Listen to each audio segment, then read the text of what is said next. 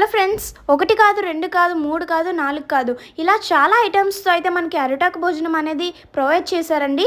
ఎక్కడ అంటే మన ఎవరిడే కుకింగ్ రెస్టారెంట్లో అండి. అండ్ ఈ రెస్టారెంట్ వచ్చేసి మన అనకాపల్లిలో పూడిమడక రోడ్ బెనర్జీస్ హాస్పిటల్ పక్కనే ఉంది. అలాగే అంబియన్స్ విషయానికి వస్తే చాలా బాగుందండి. మీరు కూడా ఒకసారి విజిట్ అయితే చేయండి. అక్కడికి వెళ్ళి కూర్చున్న వెంటనే ఒక అరిటాక్ వేసి దానిపైన ఐటమ్స్ అన్ని అయితే పెట్టారండి. ఈ ఐటమ్స్ అన్ని చూసేసరికి సగం కడుపు అయితే నిండిపోతుంది. మరి ఇంకా లేట్ చేయడమే ఎందుకని నేను స్టార్టింగ్ లోనే రైస్ లో కొంచెం కందిపొడి విత్ నెయ్యి వేసుకొని ట్రై చేశానండి.